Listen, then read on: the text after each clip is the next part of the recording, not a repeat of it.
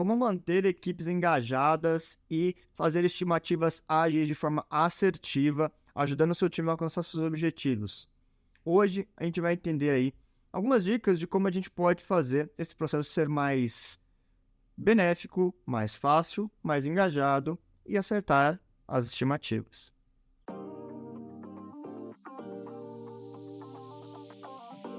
Bom, pessoal, tudo bem? Eu sou o Matheus Silveira, tenho aí mais os meus 6 anos atuando com metodologias e práticas ágeis ao torno de diversas empresas nacionais e multinacionais e venho trazer aqui o meu conhecimento sobre essas dificuldades que a gente tem aí quando a gente vai falar de estimativas, quais as técnicas que a gente pode utilizar e quais os meios e melhorias que a gente pode fazer nas estimativas durante uma planning, tá?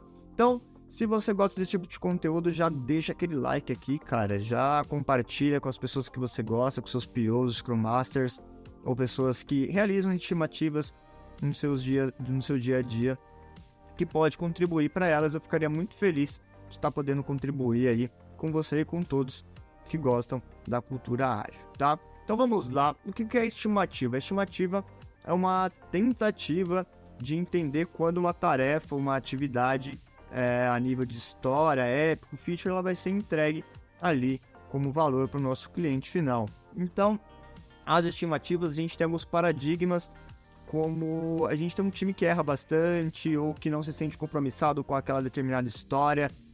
Você já ouviu aquele caso em que, aconteceu algo externo, deu um bug inesperado, deu algo errado que não estava previsto, estava mal escrita a história, sempre é um joga pra lá, joga pra cá, e isso é muito prejudicial, porque você não tem compromisso quando você faz uma planning. E para você gerar esse compromisso numa planning, você precisa de algumas técnicas. E antes mesmo de gerar esse compromisso, você tem que ter dados para você conseguir fazer isso.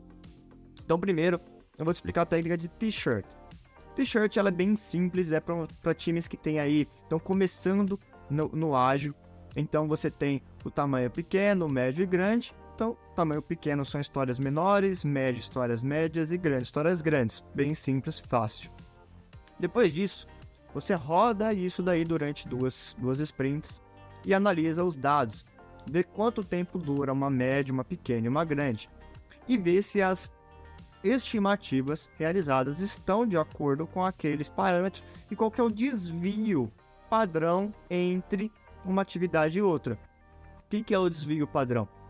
Vamos supor que das 10 atividades que foram classificadas pelo time de desenvolvimento como pequenas, estão no range entre 1 dia e 8 dias. Poxa, é muito dia de diferença. Então, aonde está a média e a mediana desses caras? A média está em 3 dias e a mediana está em 2 dias. Poxa, mas você tem um mínimo de 2 ali e 8 máximo? É muito grande, então você tem que afunilar esse conhecimento, afunilar esses níveis de história, a fim de que você traga previsibilidade no que é um P, no que é um M, no que é um G. Você vai ter uma falha na predição. Se o médio é de 5 a 16, você já vê que o P está entrando dentro do M, e aí já começa a ficar um pouco complicado.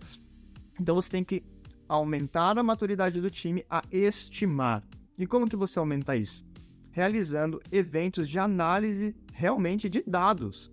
É um trabalho de dados, é um trabalho de formiguinha.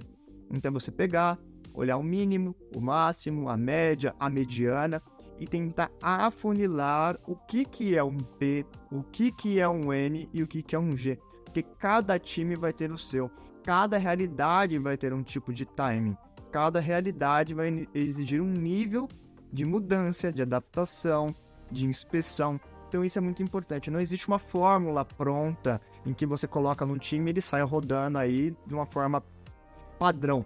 Não existe isso. Se você tem isso, me ensina, porque eu ainda não descobri, tá? Então, dessa forma, você vai fazendo esse acompanhamento durante o seu time, tá? E depois que você chegar nesse nível de granularidade de pequeno, médio e grande, você já parte para um nível 2, que é o Planning Poker, que ele usa aí a sequência de Fibonacci para definir o tamanho aí do esforço das histórias que vão ser construídas durante a sprint. E como é que você vai fazer isso? Você vai usar o t-shirt já como base para construir o Planning Poker, de uma forma que você use toda a estatística que você construiu em cima do t-shirt para o Planning Poker. Então, o que era P são atividades do tamanho 1, 2, 3 e 5. Nível M já é o nível de 13 e assim por diante. Então, dessa forma, você consegue trazer aí uma granularidade maior. Então, você vai exigir um nível maior também de entendimento sobre os dados. E, para isso, você tem que fazer o seu time entender o que eles estão fazendo, o que eles estão estimando e qual é o compromisso deles com isso. Então, além dessas estimativas, quais são dados que você é obrigado a cruzar aí, que você vai muito longe se você fizer isso, que é usar o throughput e o lead time. Usando o throughput, que é a quantidade de vazão que você consegue dar, e o lead time, que é desde quando uma tarefa é escrita até quando ela é terminada, você cruzando essas duas informações e trazendo isso para a estimativa, você consegue exatamente saber quanto tempo você está demorando para iniciar e terminar uma história, quantas histórias você está tirando por semana, quais são as características dessas histórias, se elas são PMG, dentro do PMG, se elas são 1, 2, 3, 5, 8, 13 do Planning Poker, e você consegue construir um mapa, né, de um eixo X e Y, que é tempo e o impacto, né, o esforço, aonde estão as suas histórias, aonde estão ali os seus to-dos, para que você proponha quadrantes de melhoria e como realizar melhores estimativas. De saber que você sempre vai ter uma historinha ali que você vai errar, sempre vai ter uma historinha que vai fugir um pouco do padrão e que a gente tem que corrigir como time. A gente tem que criar a nossa cadência, nós temos que criar a nossa velocidade, nós temos que criar a nossa capacidade.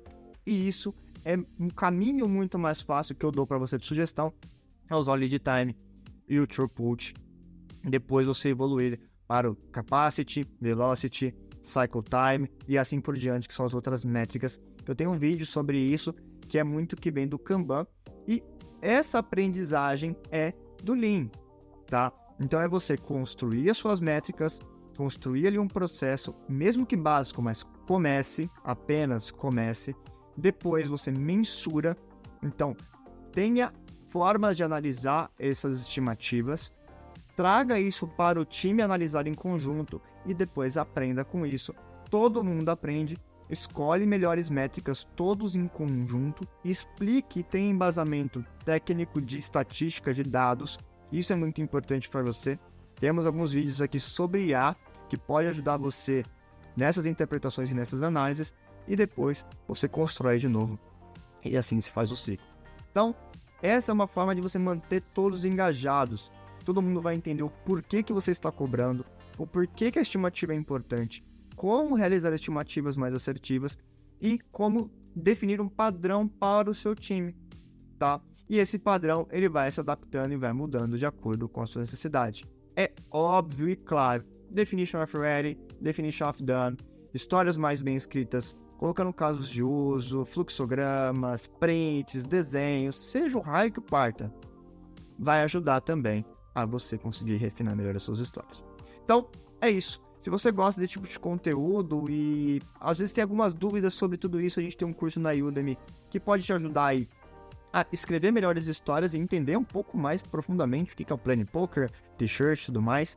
Então, acessem lá, e a gente também tem uma consultoria ágil que faz também a parte de consultoria e de mentoria para ajudar você, Scrum Master, PO ou empresa ou organização que deseja aumentar os seus resultados através dos métodos, metodologias e práticas ágeis, tá bom? Muito obrigado, até a próxima e valeu!